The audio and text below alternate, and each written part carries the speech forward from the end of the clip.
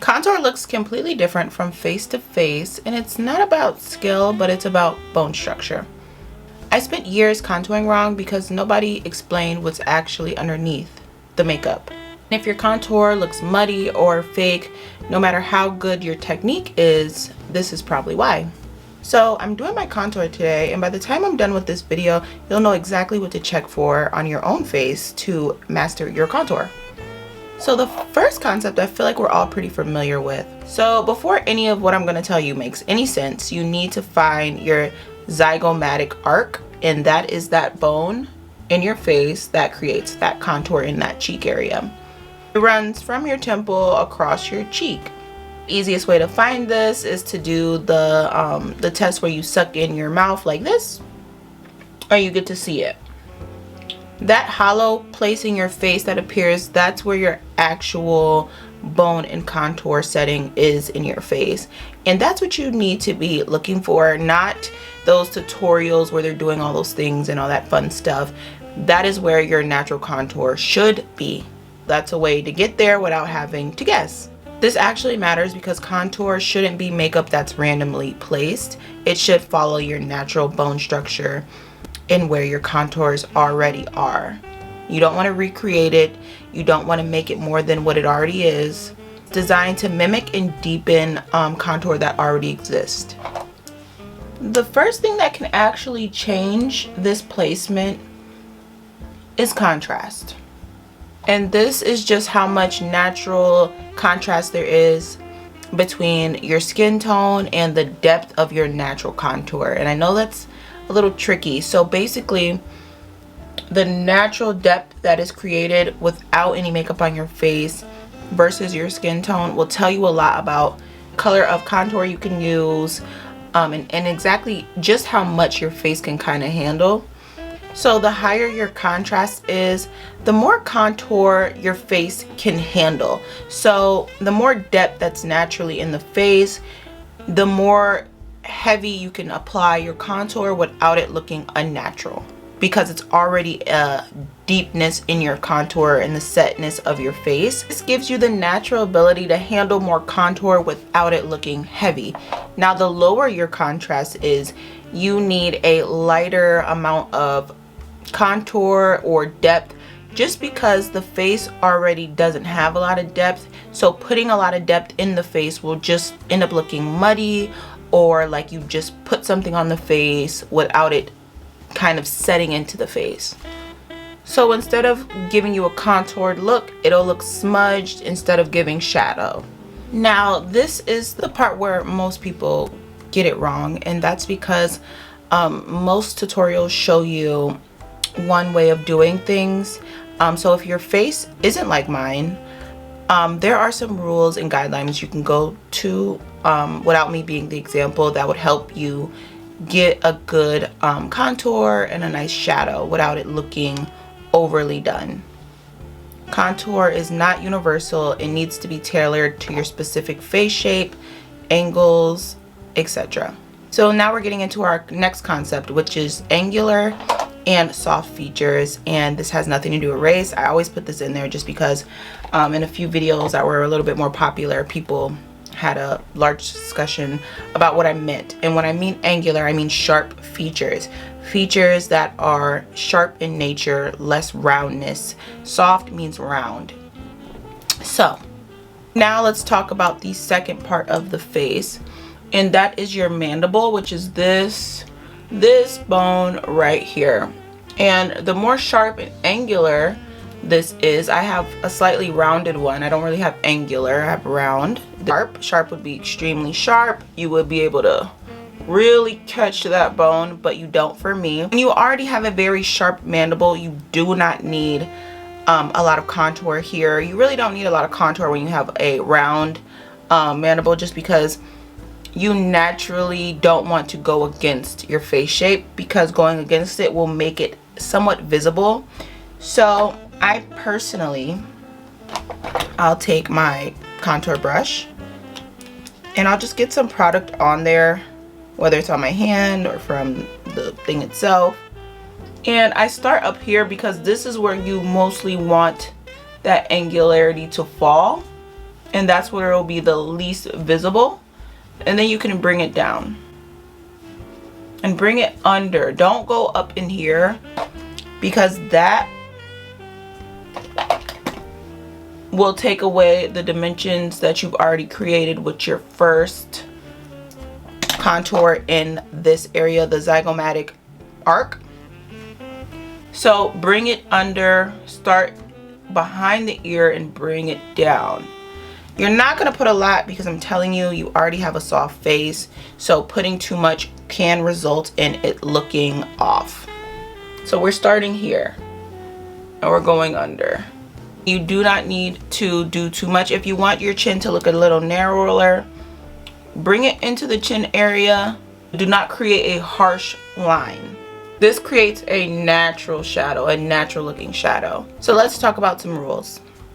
When you have a high cheekbone versus when you have a low set cheekbone, that is everything for placement. I have a slightly higher cheekbone or pronounced cheekbone, so I do not want my contour to go below my depth. So my depth is here. So I do not ever want to go beyond this. Now, if you have a low set cheekbone, you kind of need to place it within there still, because if you place it too far above, it will have a floating effect on the face and just make it look like a darkness on the face instead of being a part of the natural contour of your face. So understanding where your cheekbone sits will tell you where you need to place your contour. I naturally have to place my contour slightly higher just so my contour doesn't drag my face down based on where my contour falls in my face and my cheek. That's me, because most people will tell you I'm not putting my contour here. That will drag my entire face down. I have to put mine here, and I have to put it slightly above my depth to look natural.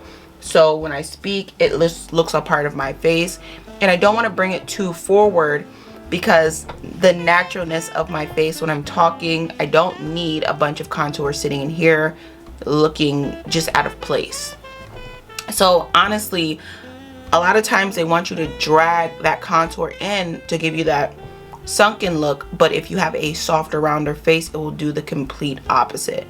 Now when it comes to forehead and nose, for me personally, I have a bit of a forehead on me. I nicely make sure I contour in this area because it shortens my face, because my face can look a little long. I have an ovally face that can look slightly long. I'm a person that will contour up here, and I won't do too much here, but definitely in this area to shorten the face. Understand on the forehead, contour acts to shorten. In the cheeks, depth, and the nose area adds more depth and prominence, as well as in the jawline adds depth. So as well as for my nose, I don't do too much because of the shape of my nose. I just kind of let it exist. I will just accentuate my little bridge. That's me in general. I don't think everything needs to be fixed in a sense. So I kind of leave my nose because, I don't know, it adds character. So I'll do this. For highlighter, I'm going to use one of my favorites, and this is a Bobbi Brown highlighter, and this is on the champagne-ier side. What color is this? This is Moon Glow, which is a very nice one. We're going to add a bit of highlight, and this always goes in the parts of your face that naturally sit the highest. For me, it is always going to be this area here.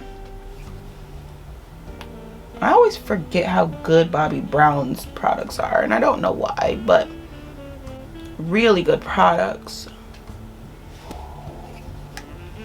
And this just gives me a nice glowy look without overdoing it.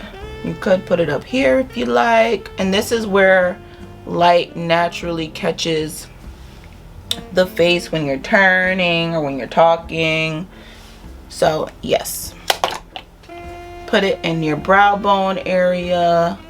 This is always a good thing to do, just as because These are the highest points of your face naturally. You can put it on your bridge of your nose just to give you like a youthful glowy look. The thing about highlight is from person to person, the highest points of one's face doesn't really change much, so you can always count on those kind of staying the same. Also want to emphasize something about my face because I do have a softer face in nature. My face cannot handle a bunch of contour.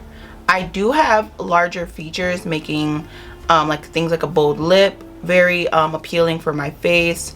I can do eyes a little bit, I can play with the eyes a little bit, but the natural contour of my face needs to be very controlled just because I don't have a lot of depth in my face. As you can see, when you look at me straight on, there's not a lot of contour, there's not a lot of depth in my face, but once I turn, then you can see the natural contours in my face, and that's really where you should be focusing contour or highlights, where you can naturally see them. Don't try to create something that's not there. That is like the true art of tasteful makeup and tasteful beauty. Let's do a full recap.